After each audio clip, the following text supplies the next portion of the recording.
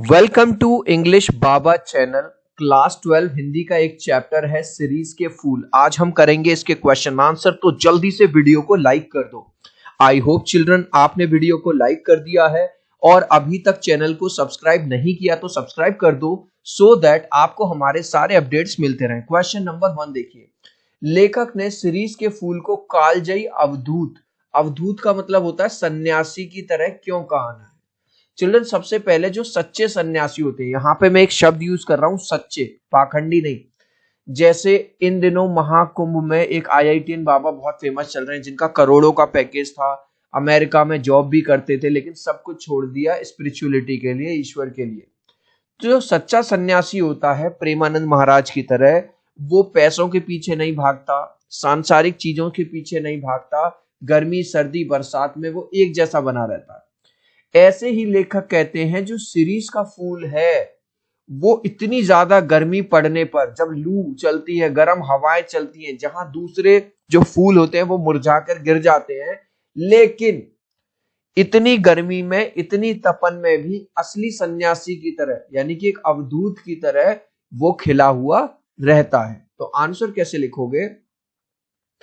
जिस प्रकार एक सच्चा सन्यासी गर्मी सर्दी बरसात सब में एक जैसा बना रहता है, ठीक है, सच्चा सन्यासी एक जैसा बना रहता है, उस पर बाहरी वातावरण का कोई प्रभाव नहीं पड़ता, ठीक है, बाहर गर्मी रहे सर्दी रहे बारिश रहे कुछ भी रहे, उसी प्रकार शिरीष का फूल भी अत्यधिक गर्मी में भी खिला रहता है। जो शिरीष का फूल है ये वाला, वो अत्यधिक गर्मी में भी खिला रहता है। अब इसलिए लिखकर पूरा का, इसलिए लेखक ने शिरीष के फूल को कालजयी अवधूत यानी सन्यासी की तरह माना है।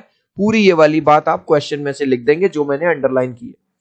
आपको क्वेश्चन का आंसर लिखते वक्त अंडरलाइन नहीं करना, ये मैंने आपको समझाने के लिए लिखा है। नेक्स्ट क्वेश्चन, हृदय की कोमलता को बचाने के लिए व्यवहार की कठोरता भी कभी कभी जरूरी हो जाती है। प्रस्तुत पीठ के पाठ के आधार पर स्पष्ट करें। ये कह रहा है कि कोमलता को बचाने के लिए व्यवहार में कठोरता भी जरूरी है। चिल्ड्रन आपने देखा होगा कई बार मम्मी या पापा में से, पापा थोड़ा सख्ती से बात करते हैं, कभी कभी पिटाई भी लगा देते हैं, लेकिन ऐसा नहीं है कि पापा लोग अंदर से प्यार नहीं करते, वो भी अपने बच्चे को बहुत प्यार करते हैं। लेकिन ये स्ट्रेटेजी होती है कि चलो माँ थोड़ा लाड़ प्यार दिखाएगी और पिता थोड़ा सा सख्त रहेगा, ताकि बच्चे बिगड़े भी ना और बच्चों को प्यार भी मिलता रहे, तो एक बैलेंस बना रहता है। तो यहां पे लेखक किस बात को कह रहे हैं कि जीवन में हमें कोमलता और कठोरता दोनों ही जरूरी हैं। ज्यादा कोमल बनाओगे तो नष्ट हो जाओगे, ज्यादा कठोर बनाओगे तो संसार से कट जाओगे कि यार ये तो बहुत बेकार है। तो आपको दोनों चीज ही जरूरी है। तो आंसर कैसे लिखेंगे? आंसर को समझने से पहले एक चीज समझ लो, जो फूल होता है शिशिर का, ठीक है, वो एकदम कोमल होता है, लेकिन जो इसका फल होता है वो होता है कुछ कुछ पाइनएप्पल की तरह। तो पाइनएप्पल का जो बाहर से कैसा होता है, एकदम सख्त पापा लोगों की तरह, लेकिन अंदर से अगर आपने पाइनएप्पल खाया है, अनानास, तो अंदर से बहुत रसीला होता है, बहुत जूस होता है उसमें और अच्छा भी लगता है, कोमल होता है। आंसर कैसे लिखेंगे? जिस प्रकार एक पिता अपने बच्चे के साथ सख्ती से पेश आता है, मतलब स्ट्रिक्टली पेश आता है, परंतु अंदर से अपने बच्चे को बहुत प्रेम करता है, देख रहे हो, ऊपर से तो डांट रहा है लेकिन अंदर से बहुत प्रेम करता है, उसी प्रकार शिरीष के फूल तो बहुत कोमल होते हैं लेकिन उसका फल बहुत, बाहर से बहुत कठोर होता है। तो शिरीष के फूल तो बहुत सॉफ्ट है लेकिन जो उसका फल है वो कठोर होता है। इसलिए लेखक ने कहा है पूरा का पूरा हृदय की कोमलता को बचाने के लिए व्यवहार की कठोरता भी कभी कभी जरूरी हो जाती है। पूरा क्वेश्चन के अंदर से ही आप लिख देंगे। नेक्स्ट क्वेश्चन, द्विवेदी जी ने सीरीज के माध्यम से कोलाहल व संघर्ष से भरी स्थितियों में अविचल होकर जिजीविषु बने रहने की सीख दी है। इसको सबसे पहले समझो।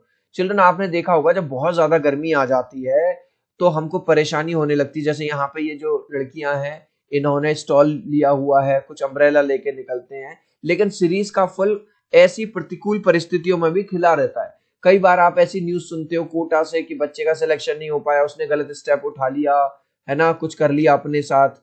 तो द्विवेदी जी जो लेखक हैं, जो कवि हैं, वो कहते हैं कि शिरीष का फूल हमको ये प्रेरणा देता है, हमको ये सिखा रहा है कि जिस तरह से बाहर की स्थितियां बदल रही हैं पर भी वो हार नहीं मानता और खिला रहता है, उसी प्रकार मनुष्य को भी छोटी मोटी जो प्रॉब्लम्स है वो तो आती जाती रहेंगी, कभी भी हार जीवन में नहीं माननी चाहिए और हमेशा खिले रहना चाहिए शिरीष के फूल की तरह। आंसर कैसे लिखेंगे? जब बहुत गर्मी पड़ती है और लू भी चलती है, जहां दूसरे फूल मुरझाकर टूट जाते हैं, परंतु ऐसी गर्मी और लू में भी शिरीष का फूल कोमल बनकर लहराता रहता है। तो जब गर्मी पड़ती है, लू चलती है, दूसरे फूल टूट जाएंगे, मुरझा जाएंगे, लेकिन शिरीष का फूल खिला खिला रहता है। इससे मनुष्य को भी यह सीख मिलती है कि पूरा का पूरा कोलाहल व संघर्ष से भरी स्थितियों में अविचल रहकर जिजीविषु बना रहे। पूरा का पूरा क्वेश्चन से ही लिख देंगे। ठीक है चिल्ड्रन, नेक्स्ट क्वेश्चन। हाय वह अवधूत आज कहां है? अवधूत का मतलब मैंने स्टार्टिंग में बताया था, सन्यासी, असली साधु। ऐसा कहकर लेखक ने आत्मबल पर देह बल के वर्चस्व की वर्तमान सभ्यता के संकट की ओर संकेत किया है। इस क्वेश्चन को समझो। यहां पे लेखक पुराने अवधूतों को, सन्यासियों को याद कर रहा है और महात्मा गांधी का उदाहरण दे रहा है। चिल्ड्रन, अगर आपने महात्मा गांधी की कोई भी फोटो देखी हो तो उसमें वो लिपस्टिक, पाउडर, जिम विम ये सब नहीं, मतलब बॉडी पे अंदर से काम नहीं कर रहे। लेकिन आपने कई ऐसे चैप्टर पढ़े होंगे जहां पे उनके डिसिप्लिन के बारे में बताया जाता है, उनके टाइम मैनेजमेंट के बारे में बताया जाता है, उन्होंने जो प्रॉमिस कर दिया वो निभाया जाता है। ठीक है, तो असली सन्यासी जो होगा वो अपनी शरीर पे काम नहीं करेगा, वो अपनी इंटरनल चीजों पे काम करेगा। और आज का मनुष्य क्या कर रहा है? अपने आप को क्रीम पाउडर लगा रहा है, लड़कियां लिपस्टिक लगाने में बिजी हैं, जिम जाने में बिजी है। मतलब हम अपने शरीर को बाहर से तो सुंदर बना रहे हैं, लेकिन अंदर से जो हमारी चीजें हैं जो हमको अच्छा बनाती हैं, जैसे हमें सच बोलना चाहिए, हमें ईमानदार रहना चाहिए, किसी के साथ बेईमानी नहीं करनी चाहिए, दूसरों की मदद करनी चाहिए, वो सारी चीजें हम छोड़ते जा रहे हैं। तो लेखक ने क्या लिखा है? अवधूत का अर्थ है साधु महात्मा, मतलब सच्चा साधु। गांधी जी जैसे अवधूत ने अपने शरीर पर बाहर से नहीं अंदर से काम किया। मतलब गांधी जी जैसे अवधूत मतलब सन्यासी ने अपने आप पे ऊपर से काम नहीं किया कि अपने आप को सजाऊं, कोट पैंट ये पहनूं, वो करूं, नहीं। लेकिन आज की पीढ़ी अपने आप को बाहर से संवारने में लगी हुई है। कोई क्रीम पाउडर लगा रहा है, कोई जिम में बॉडी बना रहा है, लेकिन अपने आत्मबल की तरफ किसी का ध्यान नहीं है। कोई भी मतलब अपने अंदर नहीं झांक रहा, अंतरात्मा में झांक के नहीं देख रहा, सब बाहर बाहर से अपने आप को सजाने में लगे हुए। कवि साहित्यकार के लिए अनासक्त योगी की स्थिर प्रज्ञता और विदग्ध प्रेमी का हृदय एक साथ आवश्यक है। देखो कवि, ध्यान से समझना इस क्वेश्चन को। वो कह रहा है कि स्थिरता भी रहनी चाहिए, मतलब आपके अंदर कठोरता भी होनी चाहिए और कोमलता भी होनी चाहिए, तभी आप कवि बन पाओगे। अगर आप केवल कठोर कठोर रहे तो भी आप कवि नहीं बन सकते, आप नरम पड़ गए, कोमल रहे तो भी आप कवि नहीं बन सकते। तो लेखक ये कह रहे हैं कि जहां पे कोमल बनने की जरूरत हो वहां पे कोमल बनो, और जहां कठोर बनने की जरूरत हो कठोर बनो। तो जैसे आपको पता होगा, जो इंद्र का वज्र, यानी कि इंद्र देवता जो है उनका एक वेपन है, हथियार है, वो बहुत सबसे ज्यादा कठोर माना गया है। ठीक है, लेकिन जो शिशिर का फूल है वो कैसा है? बहुत ही ज्यादा कोमल है। तो आंसर कैसे आप लिखोगे? पूरा का पूरा क्वेश्चन से, कवि साहित्यकार के लिए अनासक्त योगी की स्थिर प्रज्ञता और विदग्ध प्रेमी के का हृदय एक साथ आवश्यक है, पूरा लिख दिया। अब कवि कह रहा है छंद आदि विद्याएं तो कोई भी लिख सकता है। भाई किसी ने भी 4-6 लाइन लिख दी, क्या वो कवि बन गया? नहीं। लेकिन इसका मतलब यह नहीं कि वो एक महान कवि है। कवि को वज्र के समान कठोर और फूल की तरह कोमल दोनों होना चाहिए। मतलब जहां जरूरत पड़े कठोर शब्दों की कठोर शब्द लिखे, कठोर बने, और जहां हो कोमल बनने की जरूरत वहां पे उसको कोमल होना चाहिए। गाइस, अभी तक आपने इस वीडियो को एक लाइक नहीं किया है तो आपसे रिक्वेस्ट करूंगा, प्लीज एक लाइक कर दीजिए। आपके एक लाइक और सब्सक्राइब से बहुत मोटिवेशन मिलता है। मैं 3 तक काउंट करूंगा, चिल्ड्रन प्लीज वीडियो को लाइक कर दो। 1 2 3।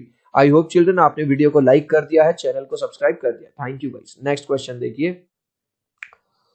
सर्वग्रासी काल की मार से बचते हुए वह दीर्घजीवी हो सकता है जिसने अपने व्यवहार में जुड़ता छोड़कर नित बदल रही स्थितियों में निरंतर अपनी गतिशीलता बनाए रखी। आई नो कि आपको ये क्वेश्चन समझ में नहीं आ रहा होगा, मैं समझा देता हूं। कवि ये कहना चाहते हैं जो व्यक्ति अपने आप को समय के साथ अपडेट करता रहेगा, बदलता रहेगा, वो तो सरवाइव करेगा। सर्वाइवल ऑफ द फिटेस्ट की बात कर रहे हैं मोटा मोटा। ठीक है, लेकिन जो सोचेगा कि बस मैंने तो जो चीज अपना ली अब यही चलती रहेगी जिंदगी भर, तो ऐसा कभी भी नहीं हो सकता। यहां पे आपको मैं एग्जांपल दूंगा आगे चल के, नोकिया वाले फोन का, इस वाले फोन का। एक टाइम पे आप अपने मम्मी पापा से पूछना, नोकिया फोन की मोनोपोली हुआ करती थी मार्केट में, हर घर में नोकिया फोन होते थे। लेकिन नोकिया ने अपने आप को अपडेट नहीं किया और दूसरे फोन सैमसंग, एमआई वगैरह ये सब अपने आप को अपडेट करते गए। तो मतलब फाइनली लेखक यही कहना चाहता है कि हमें अपने आप को समय के साथ साथ बदलना चाहिए, अपग्रेड करना चाहिए अगर हम सरवाइव करना चाहते हैं। तो आंसर कैसे लिखेंगे? आंसर लिखेंगे परिवर्तन प्रकृति का नियम है। ठीक है, परिवर्तन जो है प्रकृति का, कभी सर्दी आएगी, कभी गर्मी आएगी, कभी बारिश आएगी। मनुष्य को समय अनुसार परिवर्तन करते रहना चाहिए, मतलब मनुष्य को समय के हिसाब से परिवर्तित होते रहना चाहिए। एक ही लीक पर चलने वाला व्यक्ति पिछड़ जाता है। तुम सोचोगे बस एक ही जैसे बने रहोगे तो पिछड़ जाओगे, पीछे रह जाओगे, जैसा कि मैंने नोकिया के फोन का एग्जांपल आपको दिया था। यहां तक कि कैक्टस का पौधा भी जो डेजर्ट एरिया होता है उसमें अपने आप को सरवाइव करने के लिए, क्योंकि पानी की कमी होती है, तो अपनी पत्तियों को किस में कन्वर्ट कर लेता है? अपनी पत्तियों को कन्वर्ट कर लेता है वो कांटों में। सीरीज के फूल भी हमें यही सिखाते हैं कि वह हर मौसम में अपने आप को और अपने स्वभाव को बदल लेता है, इसीलिए वो भयंकर गर्मी में भी वो खिला रहता है। नेक्स्ट क्वेश्चन है आशय स्पष्ट कीजिए। इसमें 3 क्वेश्चन है, क, ख और ग। तो सबसे पहले एक एक करके हम देखेंगे। क्वेश्चन नंबर 1 है, बिल्कुल वही वाली चीज है, दुरंत प्राण धारा और सर्वव्यापी कालगरी का संघर्ष निरंतर चल रहा है। मूर्ख समझते हैं जहां बने हैं वहीं देर तक, मतलब देखो ऐसे लोगों को लेखक मूर्ख कह रहा है जो अपने आप को बदलते नहीं है, जो एक जगह पर है वहीं बने रहते हैं, वहीं देर तक बने रहने तक काल देवता की आंख से बच जाए। काल देवता मतलब मृत्यु से वो बच जाएंगे।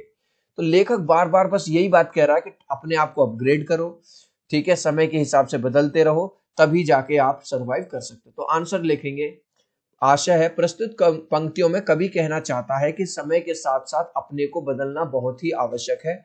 जो अपने आप को समय के साथ नहीं बदलते हैं उनका अस्तित्व खतरे में पड़ जाता है।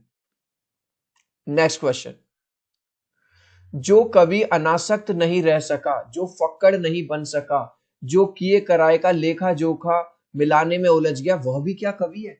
तो फक्कड़ का मतलब है कि जो आदमी है, जो कवि है, उसको सांसारिक लोभों से, सांसारिक आकर्षण से दूर रहना चाहिए, तभी आप एक अच्छे कवि बन सकते हो।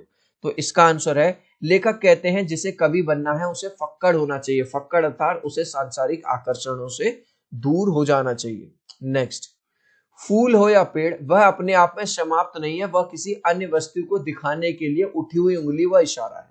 तो यहाँ पे पौधे के माध्यम से, फल फूल के माध्यम से, आपने देखा होगा चिल्ड्रन, कटा हुआ पेड़ दोबारा हिम्मत नहीं हारता और उसी में से अंकुर फूट उठता है और दोबारा से। यहाँ देखो ये पेड़ को गिरा दिया गया, काट दिया गया, लेकिन हार नहीं मानी। तो आंसर कैसे लिखोगे?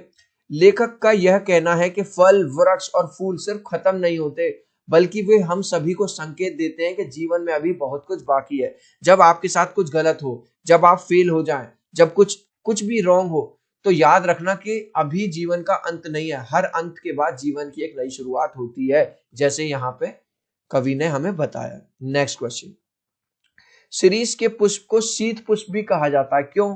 क्योंकि भाई इतनी ज्यादा गर्मी, लू, और इसमें भी वो अपने आप को सरवाइव रखता है और खिला लहराता रहता है। शिरीष का फूल प्रचंड गर्मी में भी खिला रहता है, वह लू और उमस में भी जोर शोर से खिलता है, इसलिए लेखक ने शिरीष को शीत पुष्प कहा है।